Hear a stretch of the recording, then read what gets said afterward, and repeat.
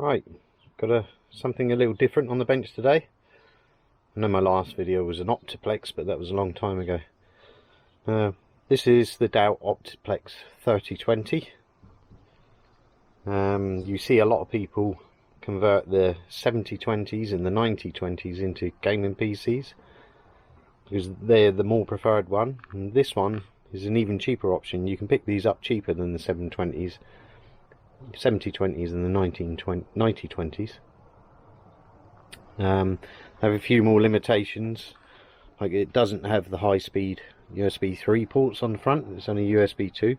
There are USB 2s with 3s on the back, and you only get, lay this down, 2 memory slots in here as opposed to 4 in the others.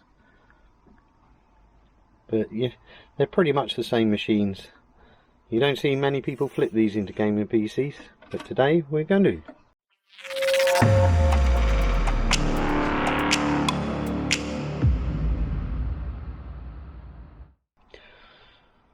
And I've got a few cheap upgrades planned for it. We have, well, it's currently an i3 32020, if I recall, in there. We're going to upgrade it, but I'll show you the processor we're upgrading it. It's not going to be an i7. It's a cheaper but faster alternative. Some of you already guess what that is now.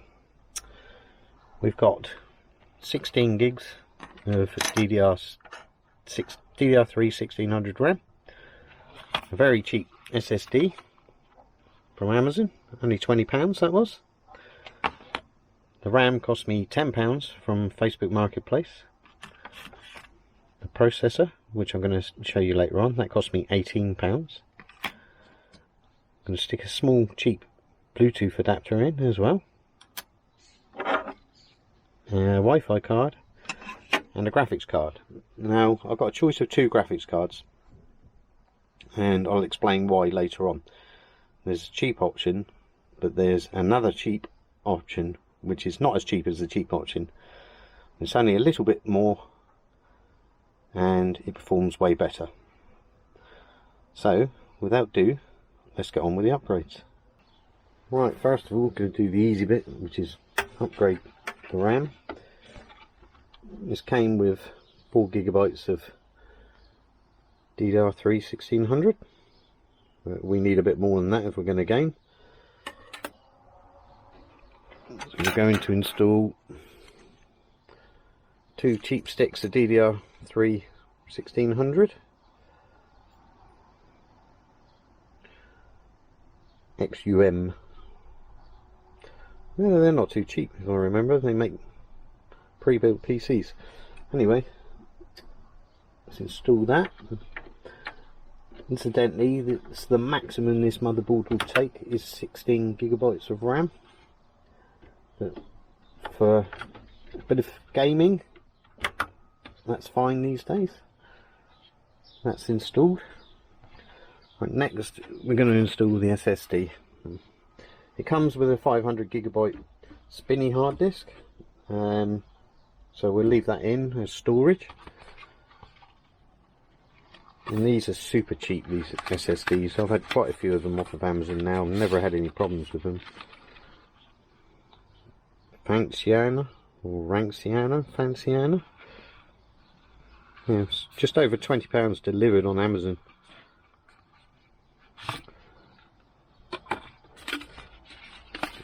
Not a bad looking little SSD. Like I say, I've had no problems with them. The speed's pretty good on them.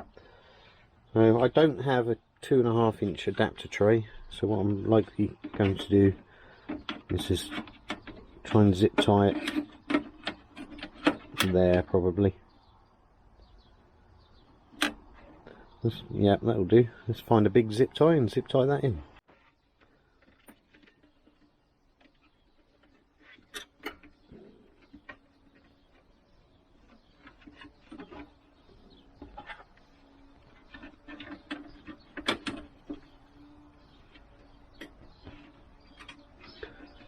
Sorry, I know all you can see on my hands at the moment.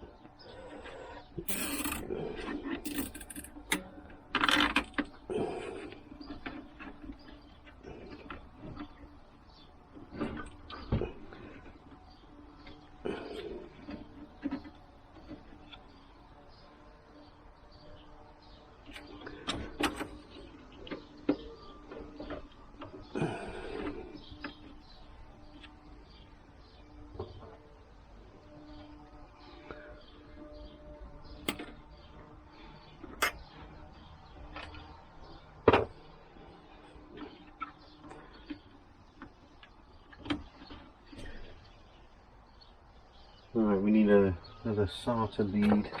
I'm leaving the optical drive in, so we have one more spare port. SATA 1, SATA 2, so we'll put that on SATA port 0.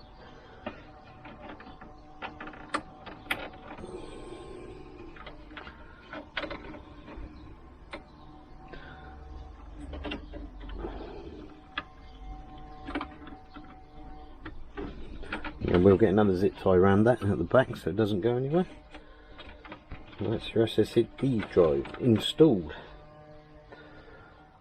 Now, graphics cards. At this point, if you want to be really cheap and keep the power supply in, which is, I do believe, it's 290 watts, but it is 80 plus bronze rated, so it's not a bad power supply for what it is. But if you've got any future upgrades in mind, then you want to update the power supply. So now you could drop in something like this, which is a 10 GeForce GTX 1050 Ti. That has no power adapter requirements. It's a good option. It will go straight in. The power supply will handle it because it's only 75 watts, and you're away. Bar the processor upgrade that I've got to do yet. Nice little card, but we're going to go a little bit more expensive, but only a little bit more expensive, and we're going to drop in a 6GB GTX 1060, which performs way better than 1050. So that's the plan, but this one takes a 6-pin power connector.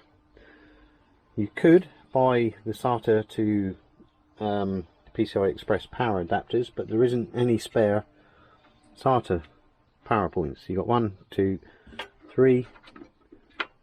You got one at the top there, which is spare, but I prefer the adapters that run 2 SATA ports to 1 PCI Express adapter. Now the TDP of this, I believe, is 160 watt or 130 watt. So likely with the processor upgrade I'm going to do, this power supply would struggle. So you can drop in, bear with, a lot of people do, drop in a gaming supply like this. It's a Corsair 650 watt, or I'm going to cheapskate it because this is a cheapskate gaming PC build with this. Seen that, the reflections. FSP 500 watt power supply. It is 80 plus bronze rated as well, but these are super cheap. I think I picked this one up for £8 off of eBay, delivered, and it's all been cleaned and blown out. So we're going to drop one of those in, but to drop in a new power supply,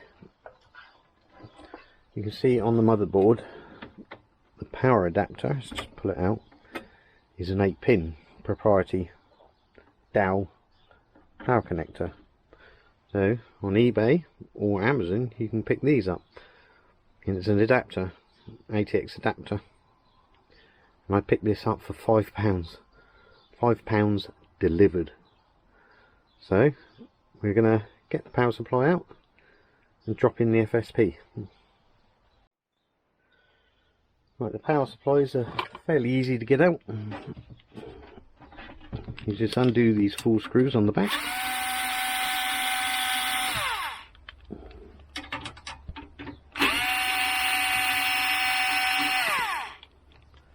Drop that one.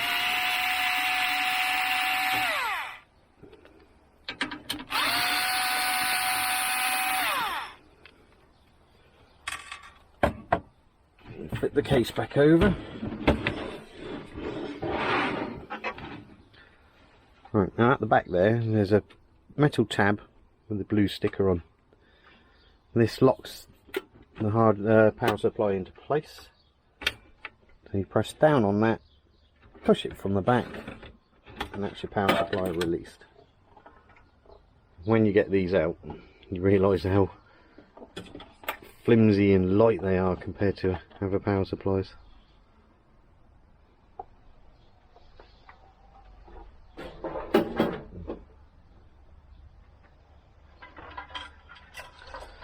Right, installing the new power supply is just a reverse of taking the old one out. Just put that into place.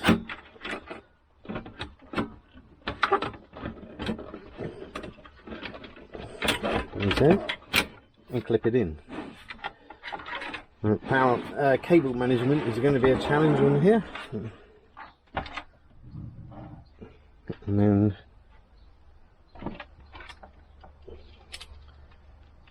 replace the 4 screws again.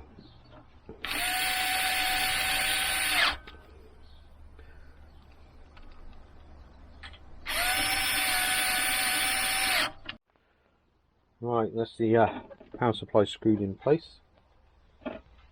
And the good thing about this power supply compared to the standard Dell one is it has the fan on the underside, so it helps to get rid of hot air better.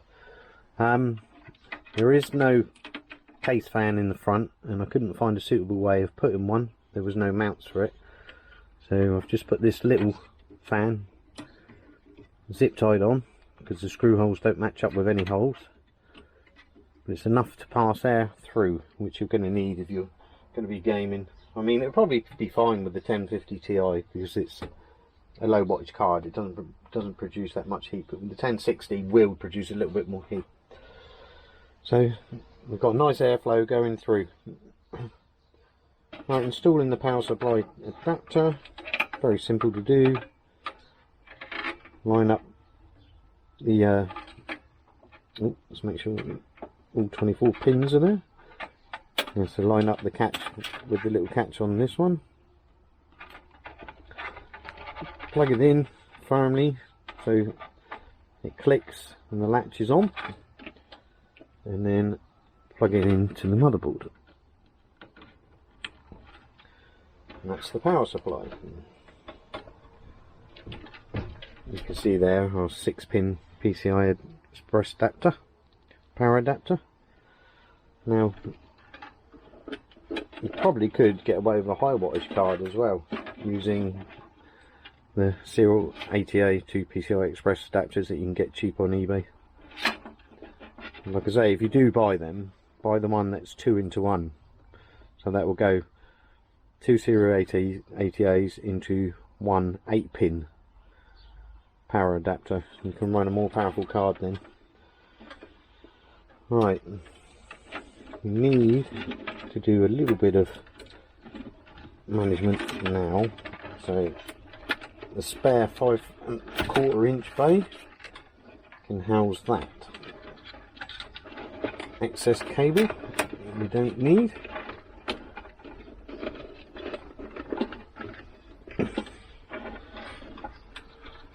And I should probably zip tie that down there somewhere, the power cable. Right, onto the processor upgrade. Right, the processor I'm choosing to install now is this. Now it's an Intel Xeon E3 1241 version 3. It's a 4-core, 8-threaded CPU, Haswell, and it actually performs 7% faster than the Intel i7 4770, but it's way cheaper. Now, second-hand i7 4770s here in the UK go for around 40, 45, 50 pounds. This I got on eBay for 18 pounds, and it's slightly faster. We're going to pop that in and turn this machine multi-threaded.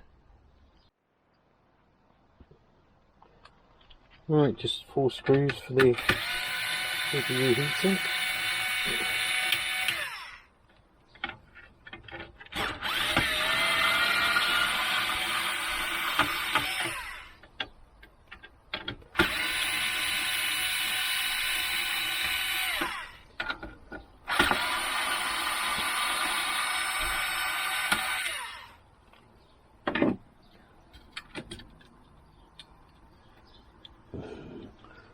Flip that over. Actually, we'll take that out.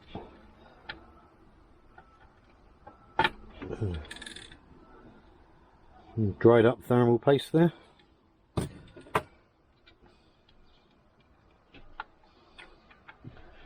Release the socket and take the old CPU out.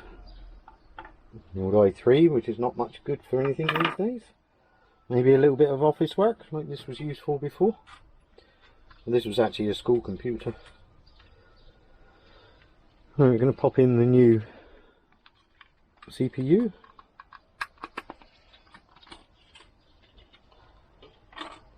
If you're doing this for the first time, the CPU has a small gold arrow in one corner, and on the motherboard, I don't know if you can see it down there, there's an arrow on the corner of the socket. So you line those up, gently drop it into place, and then lock the CPU holder back down.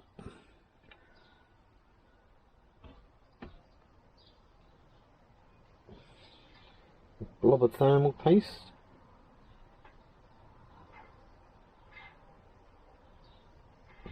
A little bit obsessive, so I tend to put a little blob in the corners as well. Right, let's clean the old paste off with a bit of isopropyl alcohol. Bear with me.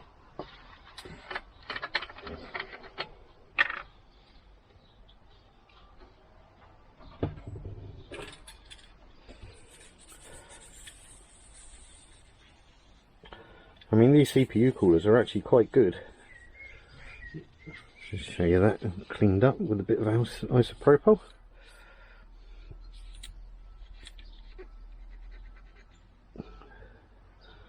Yeah, they're quite good. They're plenty enough for this. I mean, I don't think the Xeon runs as hot as a i7 variant.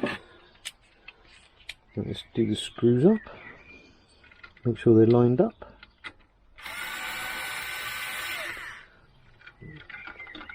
They go in a diagonal configuration of doing them up, so it spreads the heat paste.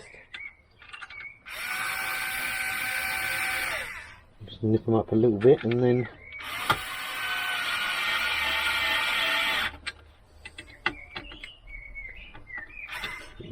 diagonally.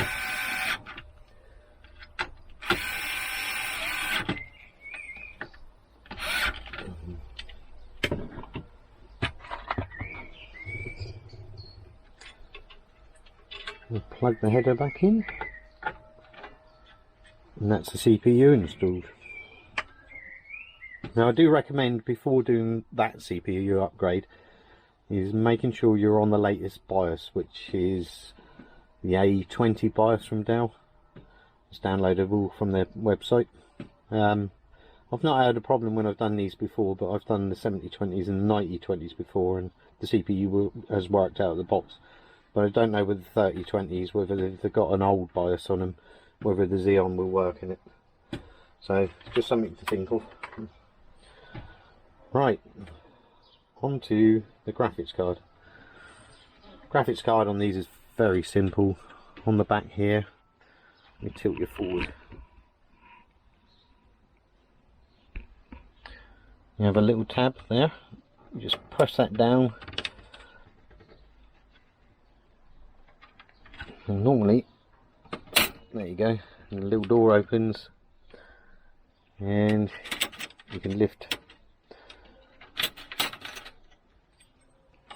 these out. I'm going to want 3 of these out because I'm putting a wireless card in as well, which I'm going to put on the bottom slot.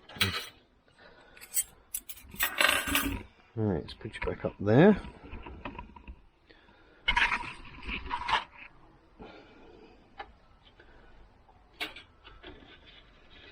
And you want 2 of those out with this card because it's a double slot graphics card. I'm going to put the GTX 1660 in.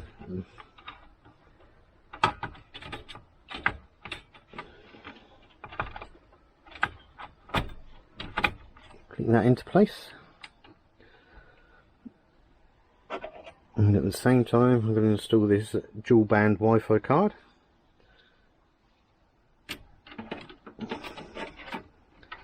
We'll do that in the bottom slot. Should have done that first because it's a bit limited for room.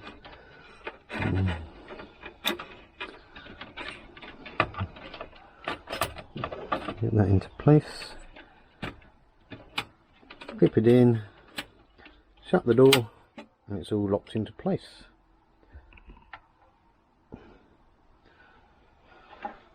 Right, next we need to install the 6-pin power to the card.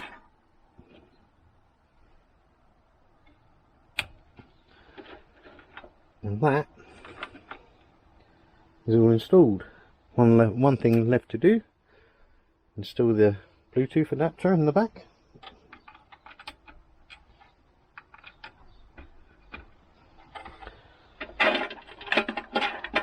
And that's the upgrade complete.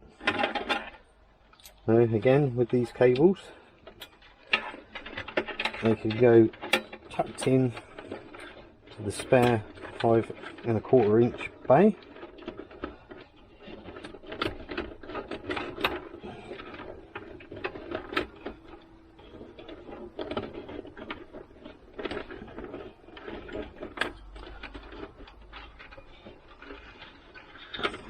Take that down there.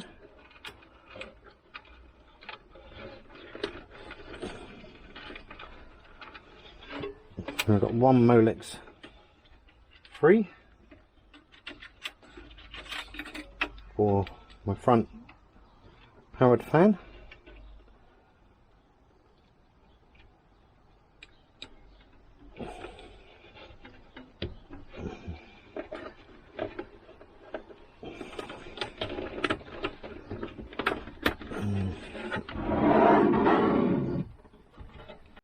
Right, so that's the hardware side of things done. I might zip tie these cables around, punch them up, make them a bit tidier, but it's not one that's going to be seen, so there's no window. Let's get on to see installing Windows and see how she performs. Right, switch on.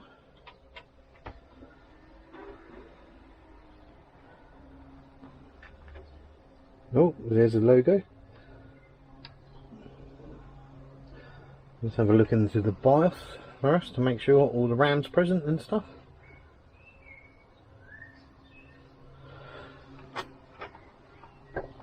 System information. Right, there you go. Intel Xeon CPU E3-1241 version 3 at 3.5 GHz. 16 gigabytes of memory and 1600 megahertz dual interleave, so it's running in dual. That's all looking good. Let's set up Windows and see how quick it goes on.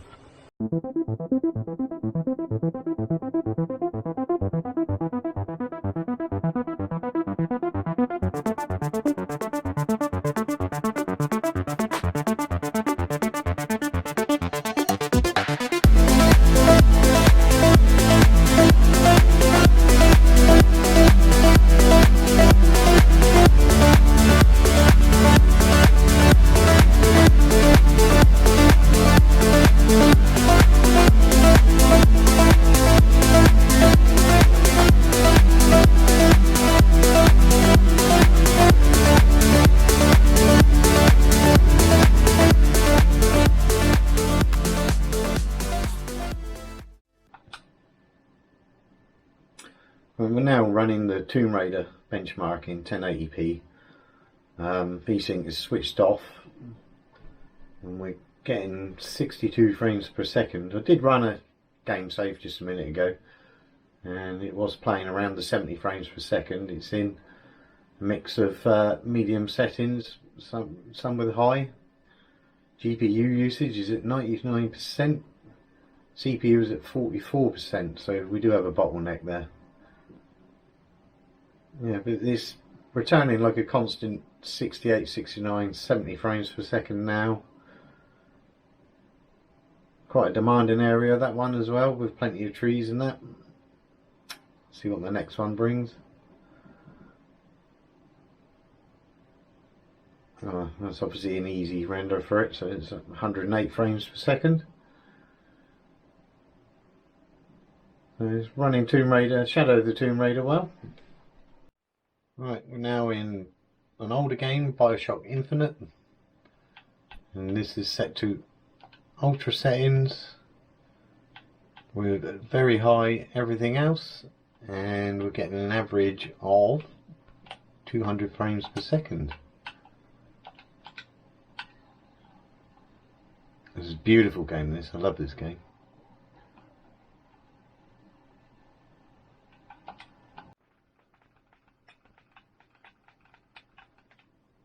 Right, now in Fortnite with a mixture of medium settings with a couple of things toned down, textures toned down slightly, and shadows. And at the moment we're running between 120 and 140 frames per second, which is really good.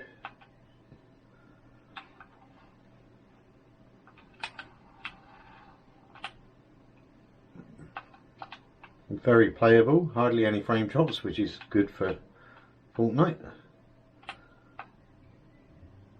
For some reason I can't get Afterburner to display 1% lows, but on the whole it's a very smooth experience.